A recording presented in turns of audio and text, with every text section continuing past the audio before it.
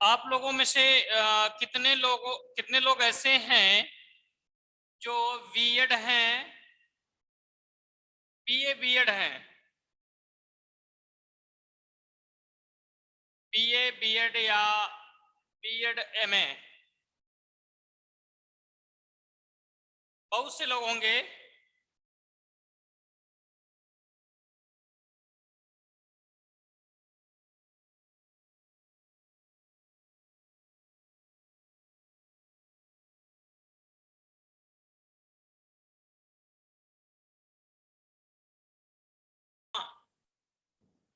हिंदी यहाँ जो है, संस्कृत,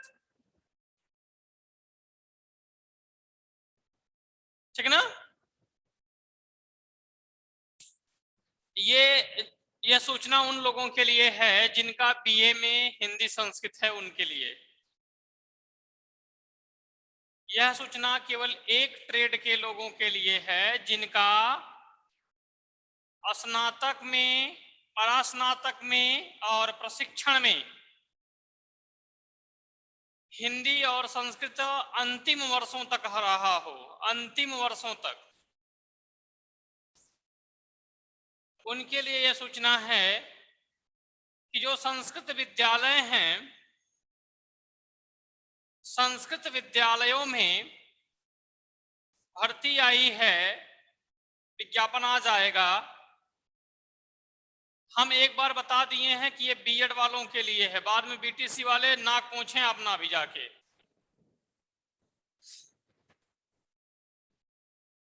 यह सूचना केवल प्रसारित की जा रही है बीएड वालों के लिए। वह भर्ती है जो है संस्कृत विद्यालयों में संविदा पर शिक्षक भर्ती, और यह भर्ती 4 से 5 वर्षों के बाद जो है रेगुलर कर देंगे। तो विज्ञापन आएगा तो देख लीजिएगा। चलिए,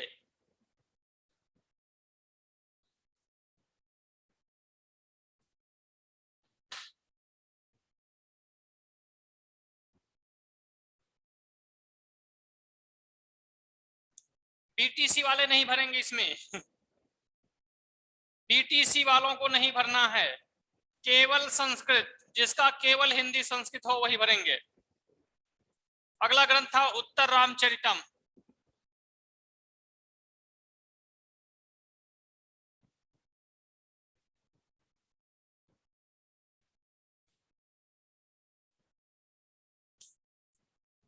उत्तर रामचरितम हो गया।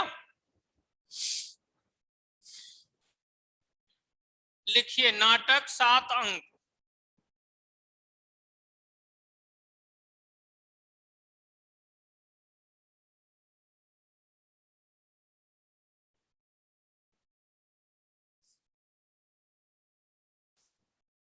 नाटक 7 अंक।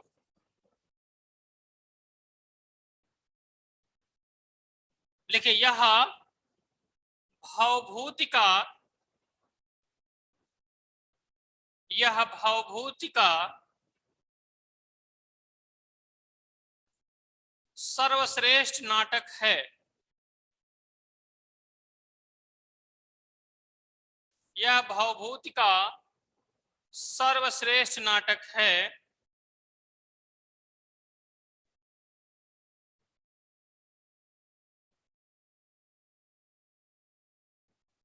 इसमें इसमें वाल्मीकि रामायण के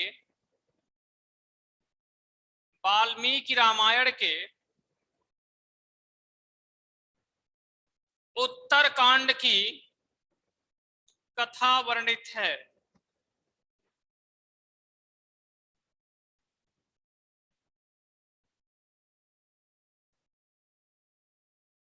वाल्मीकि रामायण के उत्तर कांड की कथा वर्णित है।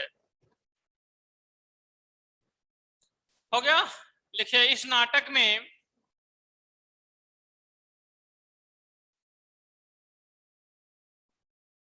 सीता परित्याग,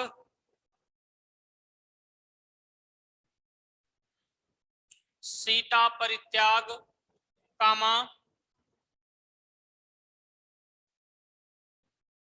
शंभुक ऋषि का वध, शंभुक ऋषि का वध, शंभुक लिख दें क्या, शंभुक, शंभुक ऋषि का वध,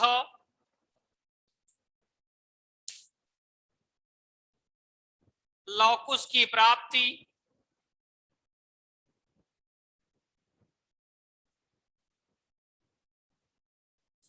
लवकुश की प्राप्ति,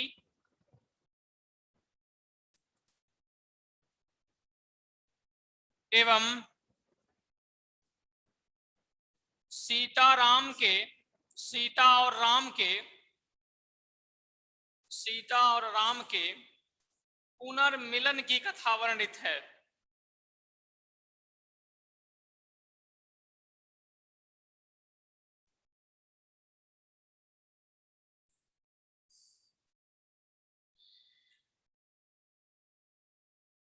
हो गया, लिखिएगा। इस नाटक में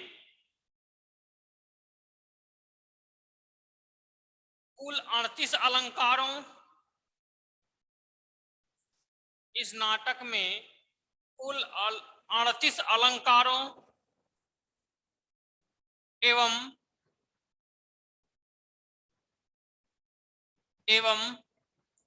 19 छंदों का प्रयोग किया गया है, एवं 19 छंदों का प्रयोग किया गया है।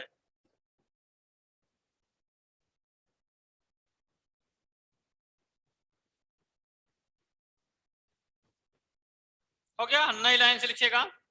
नायक, ऐसे लिखिएगा, नायक राम, नायिका सीता,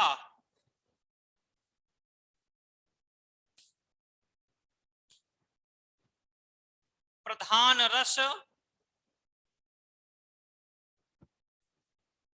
प्रधान रस करुण,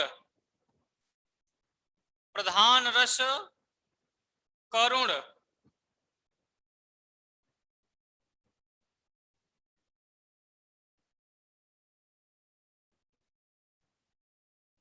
श्लोकों की संख्या, श्लोकों की संख्या 256, श्लोकों की संख्या 256।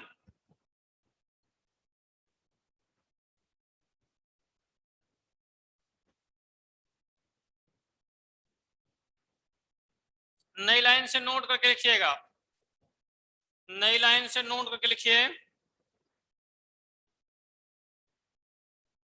महाकवि भवभूति, महाकवि भवभूति करुण रस,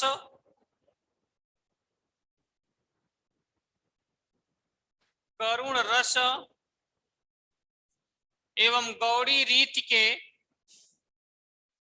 करुण रस एवं गौड़ी रीति के सर्वश्रेष्ठ कवि हैं।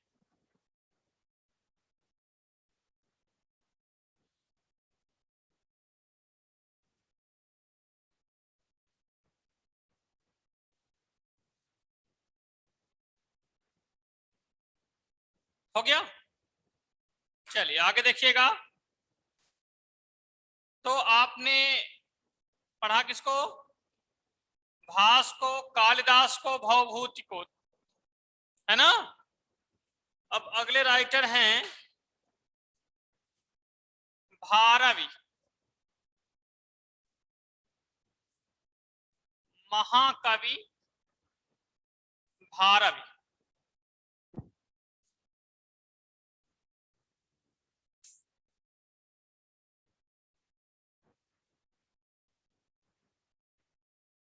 महाकवि भारवी,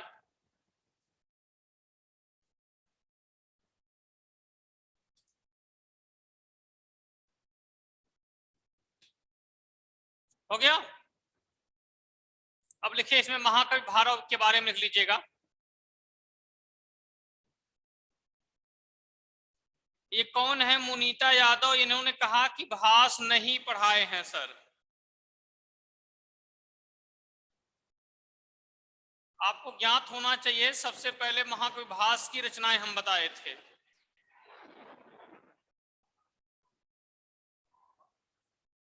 तेरह रचनाएं जो है महाकवि भास की हम सबसे पहले बताए थे।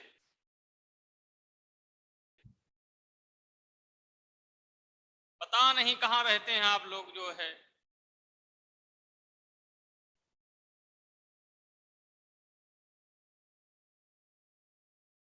बस खाली एक शब्द में कह देंगे नहीं पढ़ाए हैं। अपने लोग पथियां गोबर और बताइए सर जी नहीं पढ़ाए हैं।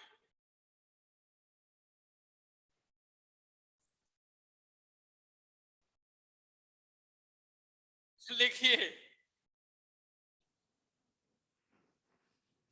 महाकवि भारव के बारे में जानना है ना?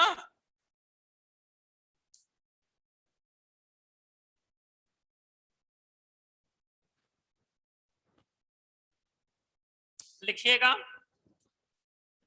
आचार्य आचार्य दंडी के द्वारा रचित। महाकवि भारव लिखना है। आचार्य दंडी के द्वारा रचित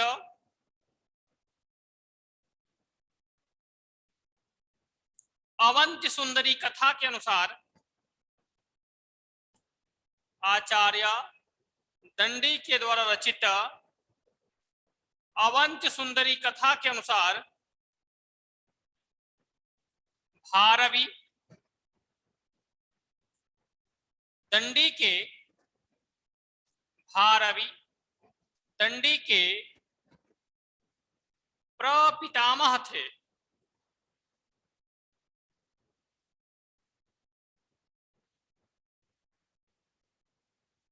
प्रपितामह थे।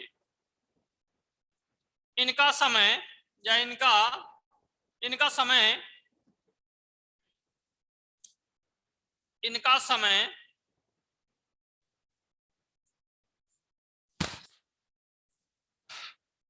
इनका समय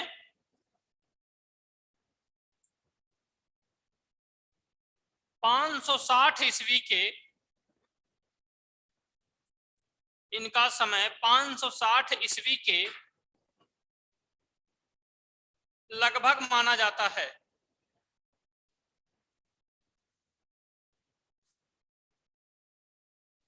हो गया?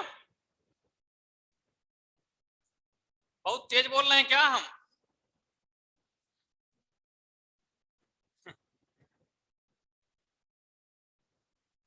चलिए आगे लिखिएगा।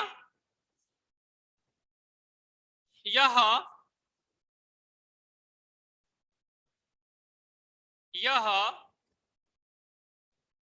दक्षिण भारत के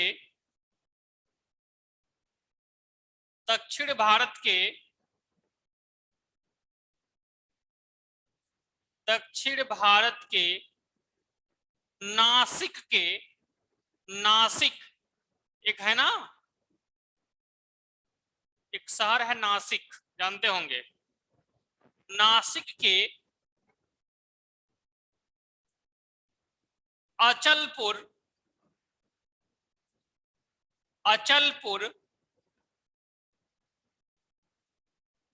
अचलपुर गांव में हुआ था।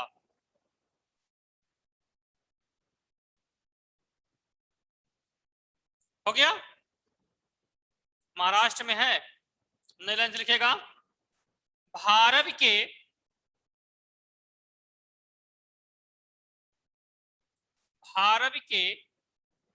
पिता का नाम श्रीधर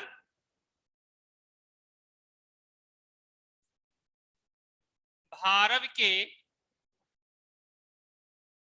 पिता का नाम श्रीधर, माता का नाम सुशीला, माता का नाम सुशीला एवं पत्नी का नाम रसिकवती था। पिता का नाम श्रीधर, माता का नाम सुशीला एवं पत्नी का नाम रसिकवती था।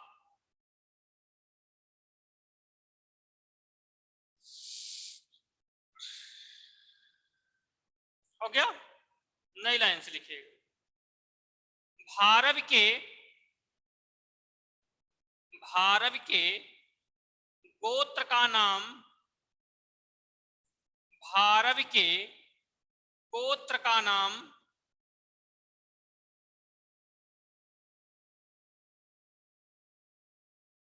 भारव के गोत्र का नाम कुशिक या कौशिक था। कुशिक या कौशिक था। तो प्रश्न आएगा भारव का गोत्र, किस गोत्र में इनका जन्म हुआ था? कुशिक या कौशिक। पत्नी का नाम था इनके रसिकवती।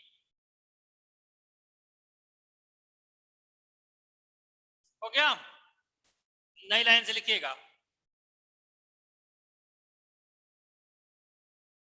भारव का मूल नाम, भारव का मूल नाम दामोदर था।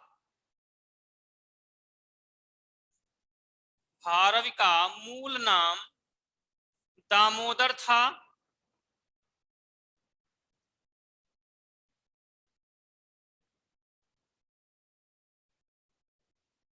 तथा भारव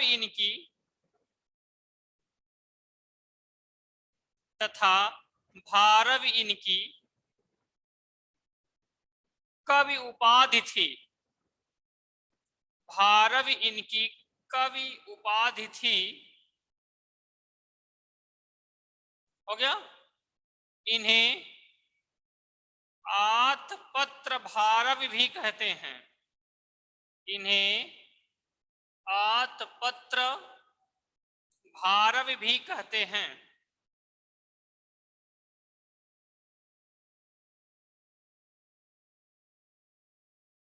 नई लाइन से लिखिएगा। आतपत्र, आम वाला आ, तरबूज वाला ता, आत, और जो चिट्ठी वाला पत्र होता वही लिख लीजिएगा। हो गया?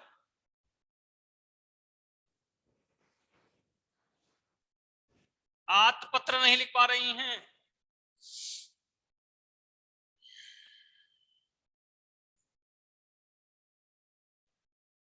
हो गया? नई लाइन से लिखिएगा। इनका मूल नाम था दामोदर। आगे लिखिएगा भारवी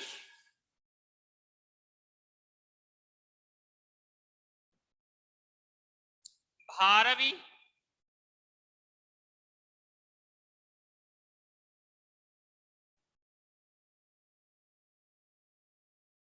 की वाणी को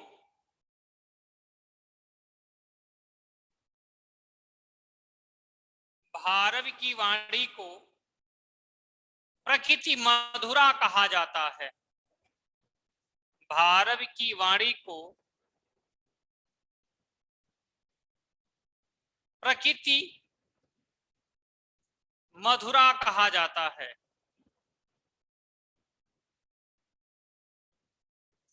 यह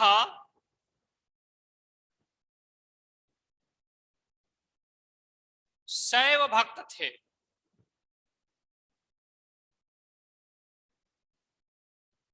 यह शैव भक्त थे। इनकी रचना का नाम लिखिएगा किरातार्जुनीयम। ये तो भारव के बारे में था। और रचना का नाम लिखिएगा किरातार्जुनीयम। रचना का नाम लिख लिए हैं किरातार्जुनीयम। हो गया है? रचना का नाम है किरातार्जुनीयम।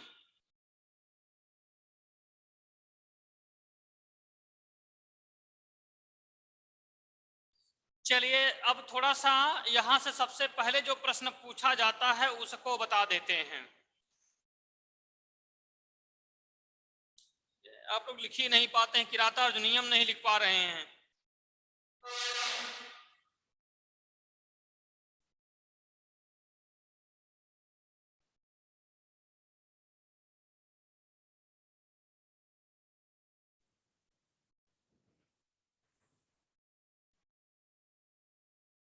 किराता अर्जुनियम, जब छोटी छोटी स्पेलिंग आप लोग नहीं लिख पा रहे हैं तो छोटे छोटे बच्चों को कैसे पढ़ाएंगे?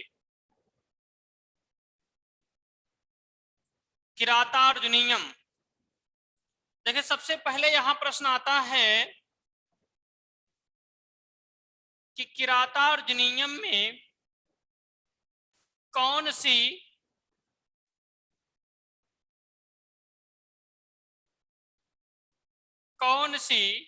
समास है। ये कोई सविता राव पूछ रही हैं कि भारवी का अर्थ क्या होता है। भारवी का अर्थ मुझे ज्ञात नहीं है।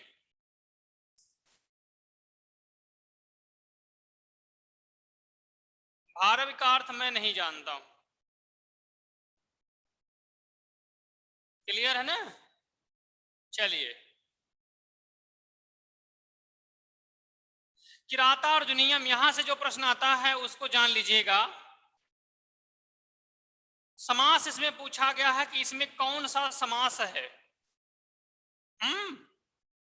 तो देखेंगे किरात धन अर्जुनियम लिखा गया है, तोड़िए उसको, देखिए सामने लिखा गया है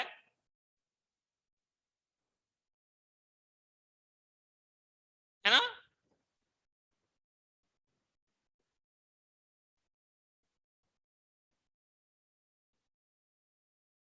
किरात धन अर्जुनियम, कुछ लोग बता रहे हैं तत्पुरुष समास।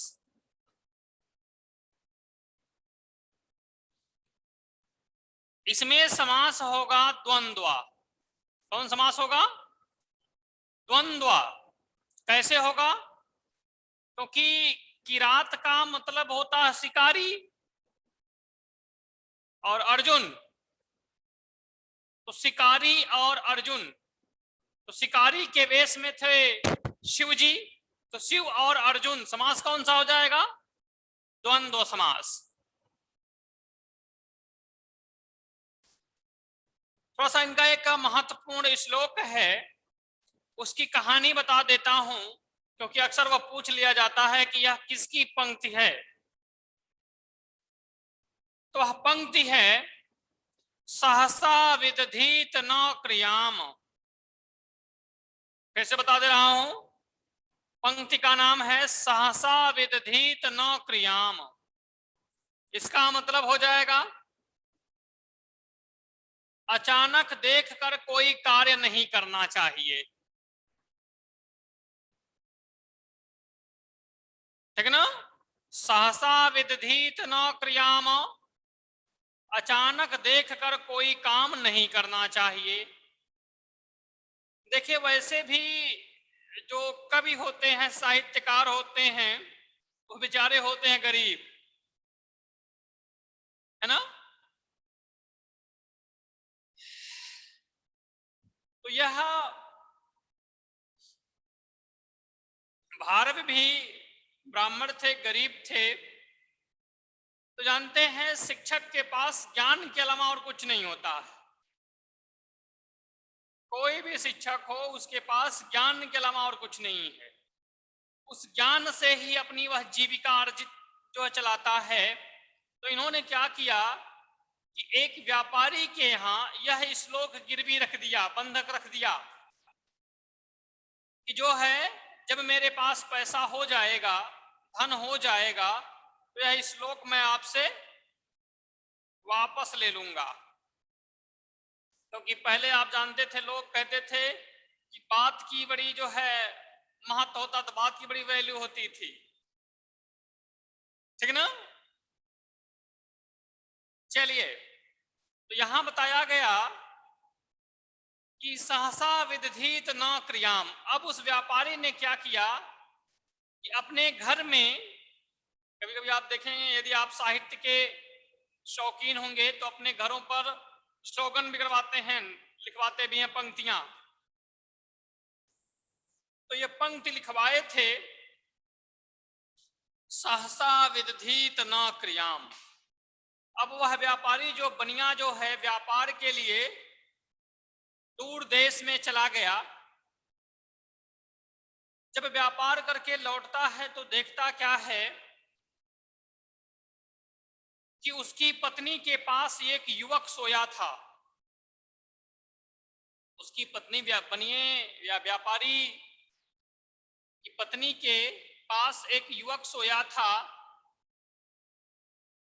तो देखते ही उस बनिए को गुस्सा लग गया। उसने तुरंत अपनी म्यान से तलवार निकाला और मारने के लिए तैयार, काट डालेंगे आज इसको जो है। लेकिन तभी उसकी नजर जो है उसी श्लोक पर पड़ी। किस श्लोक पर? सहसा विदधीत न क्रियाम। अचानक कोई कार्य नहीं करना चाहा, तो उस श्लोक के कारण जो है उसका पुत्र बच गया।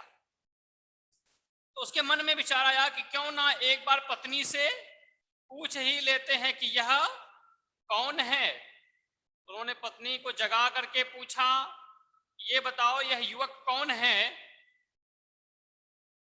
तो उसकी पत्नी ने बताया कि स्वामी आप जो है नहीं जानते हैं, ये आप ही का पुत्र है। बड़ा पश्चाताप हुआ। आज तो मेरे ही हाथों मेरे पुत्र का वध हो जाता, लेकिन इस श्लोक की वजह से इसकी जान बची है। तुरंत उसको याद आता है कि यह जो है श्लोक महाकवि भारवी का है। अब वह भागा भागा जाता है किनके पास?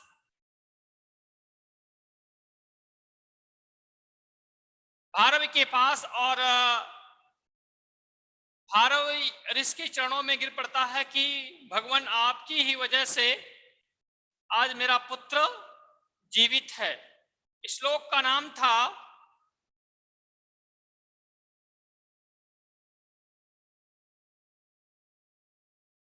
अरे लइकवा जब छोट रहा है, लइका छोड़ रहा है, जब व्यापार करने के लिए गए तो बड़ा हो गया लइका, तो कैसे पहचान पैबू? हाँ, छोट का लइका बड़ा लइका हो जाई तो छोटका देख ले बड़का पहचान जाई। का करवा तोरे से भी कालिदास खानदान का वाक्य तो हम प्रयास कर डाली, लेकिन कोनो प्रभाव पड़े वाला ना है।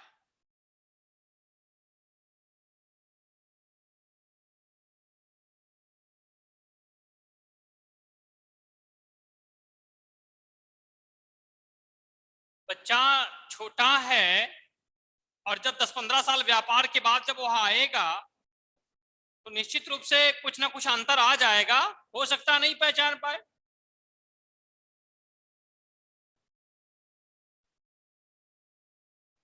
चलिए, कहां बताए थे?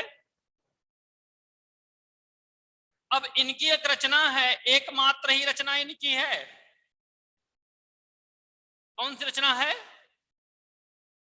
किरातार्जुनीयम। चलिए लिख डालिए, कहानी वहानी नहीं बताएंगे, पगलवाड़े बातों में। श्लोक का नाम है सहसा विदधीत न क्रियाम।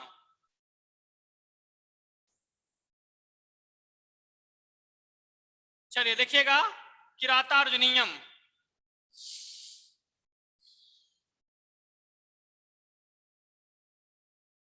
किरातार्जुनीयम लिखिए, महाकाव्य 18 सर्ग।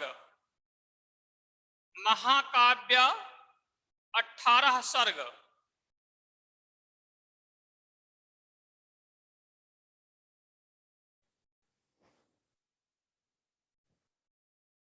महाकाव्य 18 सर्ग। आधार ग्रंथ लिखिएगा महाभारत का वन पर्व। आधार ग्रंथ महाभारत का वन पर्व। यह प्रश्न टेट में अक्सर पूछा जाता है कि यह लिया कहां से गया है, तो उत्तर क्या होगा? महाभारत का आदि पर्व। श्लोकों की संख्या 1040। श्लोकों की संख्या 1040।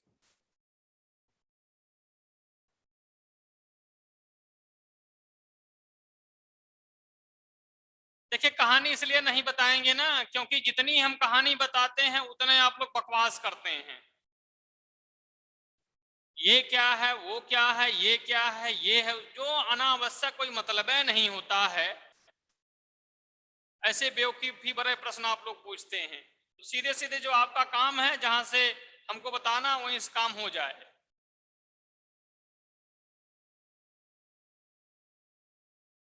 कुछ ना याद हो, कितनो हम बता डारा तोरे दिमाग, तो सबके दिमाग में गोबर घोरल है।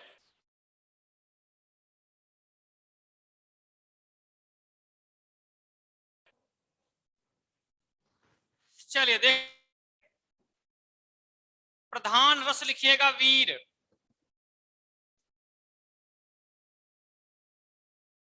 प्रधान रस वीर। शैली लिखिएगा वैदर्भी। इसकी शैली लिखिएगा वैदर्भी।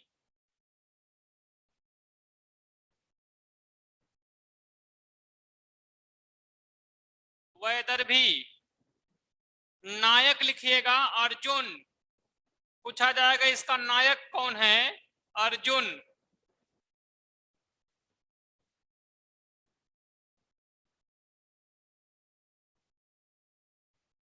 हो गया।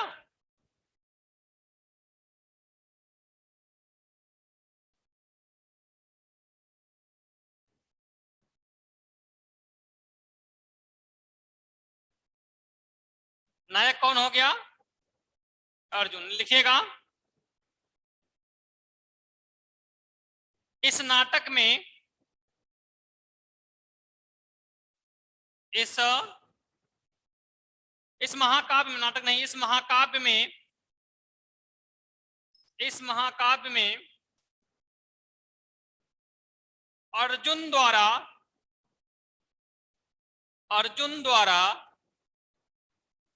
शिव को प्रसन्न करके,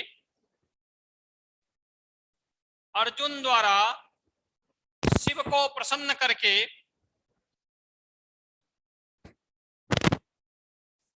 शिव को प्रसन्न करके पाशुपत, पाशुपत अस्त्र प्राप्त करने की कथा वर्णित है।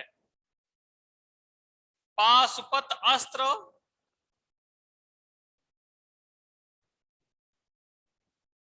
प्राप्त करने की कथा वर्णित है।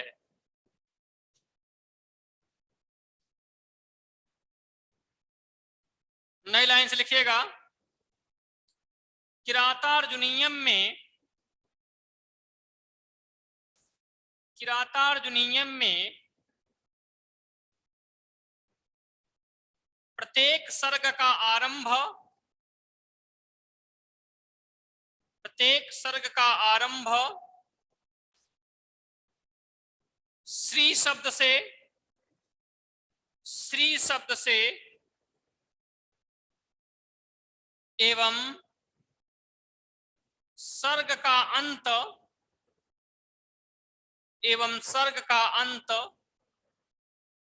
लक्ष्मी शब्द से होता है।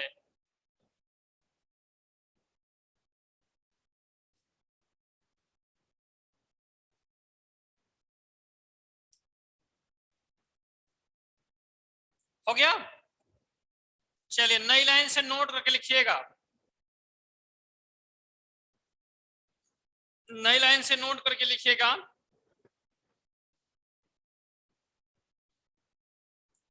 किरातार्जुनीयम के पहले 3 सर्ग, किरातार्जुनीयम के पहले 3 सर्ग अत्यधिक कठिन होने के कारण,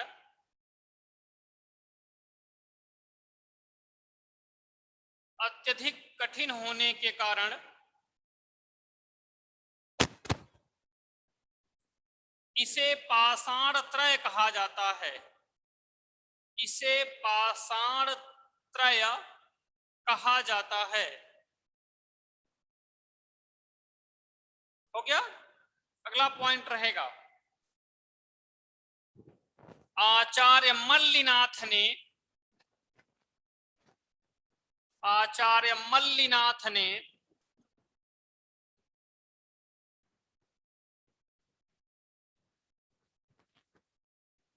आचार्य मल्लिनाथ ने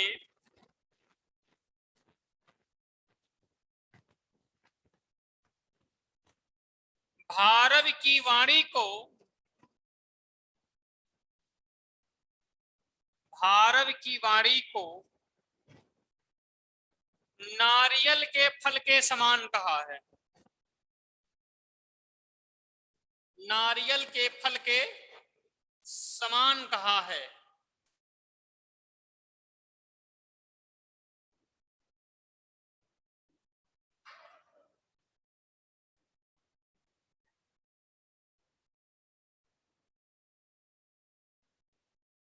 आचार्य मल्लिनाथ ने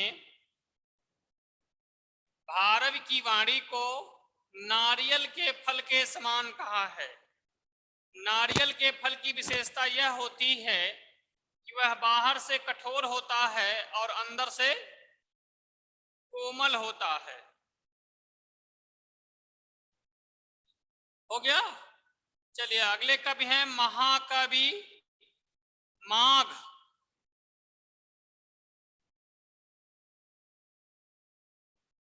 महाकवि माघ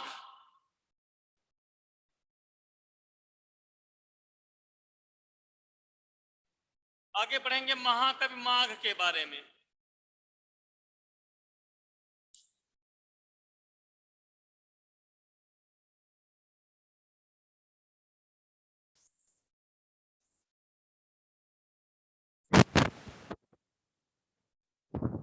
किरातार्जुनीयम का जो आधार ग्रंथ है वह वन पर्व है।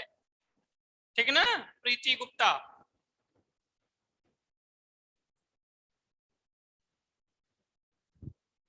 वन पर्व है।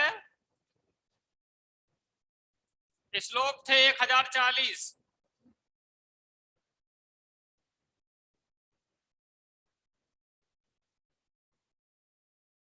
आगे देखते हैं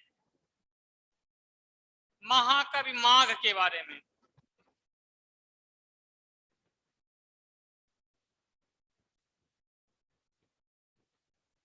प्रपितामह उसे कहते हैं, जैसे मान लीजिए मैं हूं, मेरे पिताजी, उनके पिताजी, उनके पिताजी।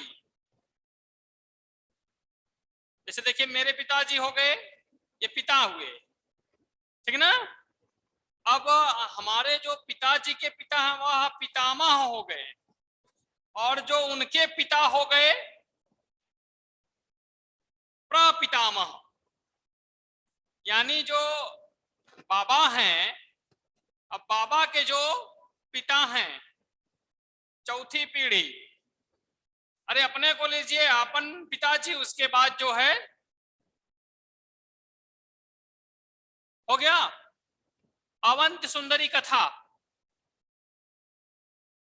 अवंत सुंदरी कथा के अनुसार यह किसके? दंडी के प्रापितामह थे। ठीक ना?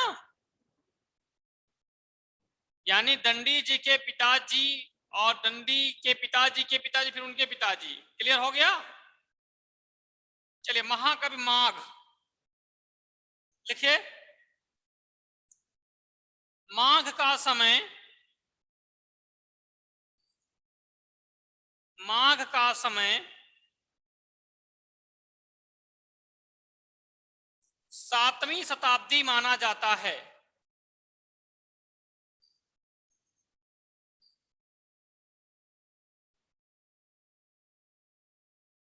इनके पितामह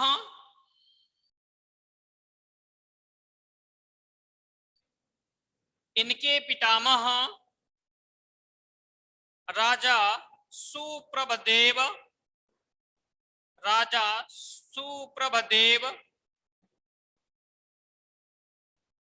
वर्मलात के वर्मलात के सर्वाधिकारी थे।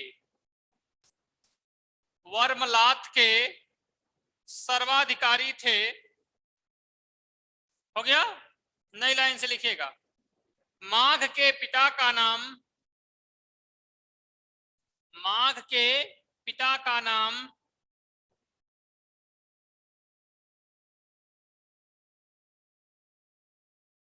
दत्तक। माघ के पिता का नाम दत्तक, माता का नाम ब्रह्मी,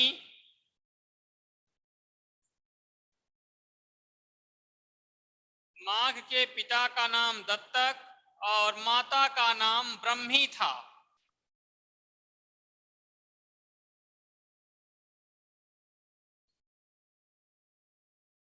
हो गया। आगे लिखिएगा, नई लाइन से लिखिएगा। माघ की उपाधि, माघ की उपाधि घंटा, माघ की उपाधि घंटा माघ थी।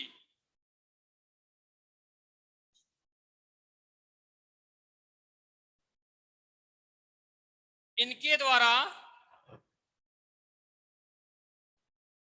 इनके द्वारा रचित, इनके द्वारा रचित एकमात्र ग्रंथ, एकमात्र ग्रंथ शिशुपाल वधम,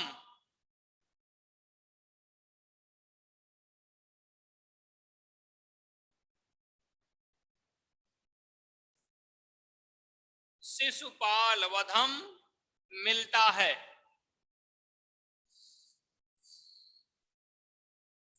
हो गया। अब रचना का नाम लिखिएगा, शिशुपाल वधम।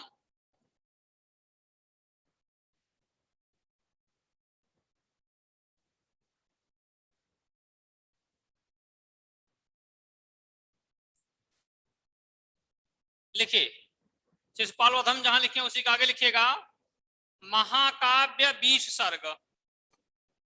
महाकाव्य 20 सर्ग। प्रश्न पूछा जाएगा शिशुपाल वधम क्या है, तो उत्तर क्या हो जाएगा? महाकाव्य। कितने इसमें सर्ग हैं, तो उत्तर हो जाएगा 20। हो गया।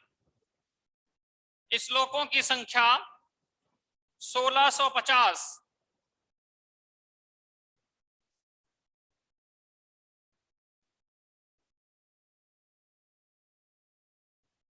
ये गुंजा यादव कितना लिख दी हो? इकाई, दहाई, सैकड़ा, हजार, 10,000। हम बताइए 1650 तो लिखबू 16,050।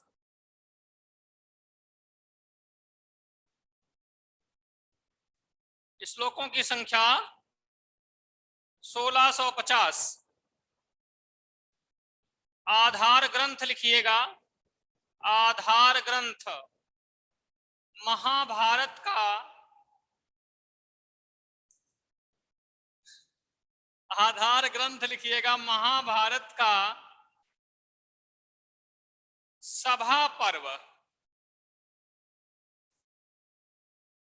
महाभारत का सभा पर्व।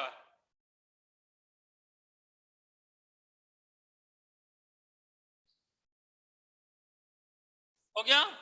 नई लाइन से लिखिएगा, इस ग्रंथ का नायक, इस ग्रंथ का नायक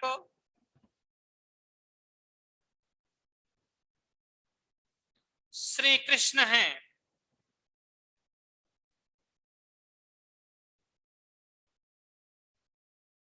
श्री कृष्ण हैं।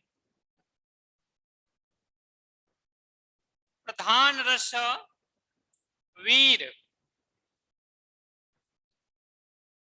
प्रधान रस वीर।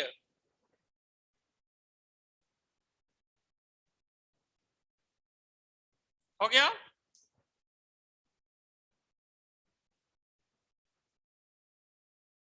नई लाइन से लिखिएगा, शिशुपाल वधम का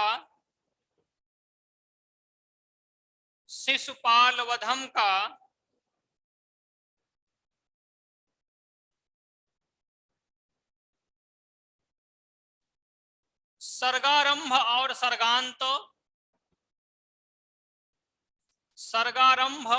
और सर्गांत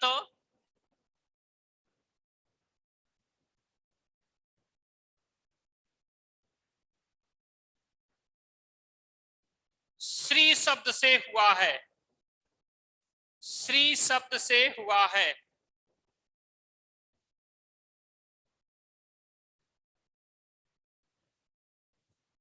नोट करके लिखिएगा।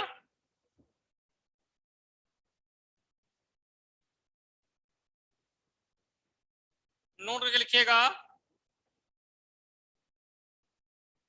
माघ वैष्णव भक्त थे।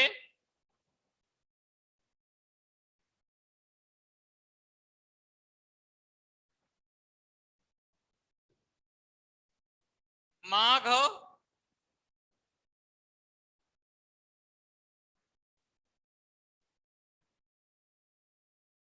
वैष्णव भक्त थे और इनकी शैली जो है, और इनकी शैली गौड़ी है।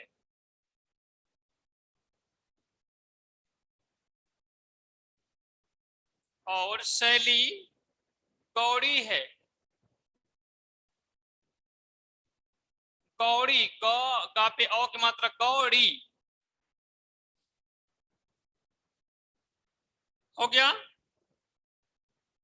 अगले लेखक हैं श्रीहर्ष। श्रीहर्ष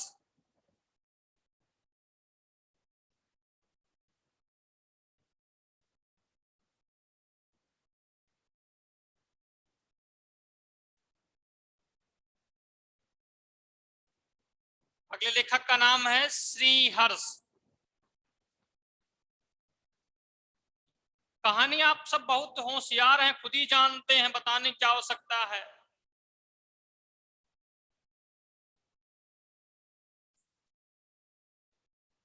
कहानी तो उसको सुनाई जाती है जो अबोध हो, जो सीखना चाहता है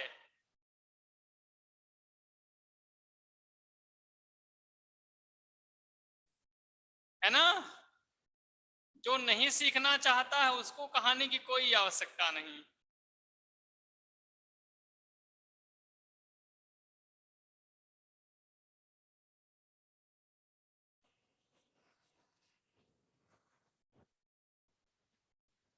देखिए, कहानी बताने से ये होता है, कहानी में होती है रोचकता।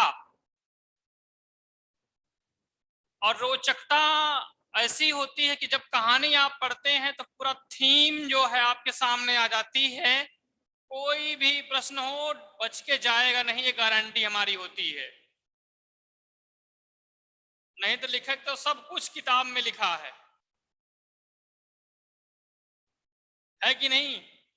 किताबों में तो सब कुछ लिखा है।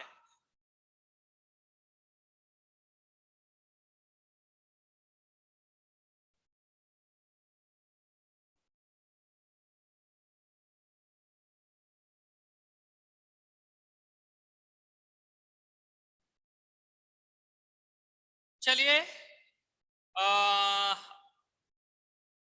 श्रीहर्ष के बारे में कल बताते हैं। श्रीहर्ष के बारे में कल बताते हैं। और आगे की क्लास जो है लगेंगी जमील सर की। अभी वो आएंगे, 11 बजे आएंगे, तब क्लासें लगेंगी।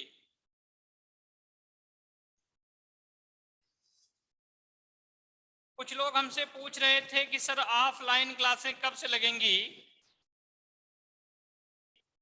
तो ये मान के चलिएगा कि अगले वीक से शासन की गाइडलाइन कुछ ना कुछ आ ही जानी है। क्योंकि हरियाणा, पंजाब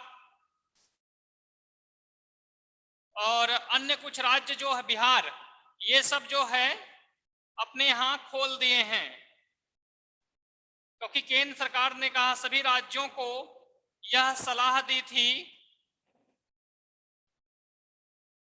कि वह अपनी जिम्मेदारी पर जो है विद्यालय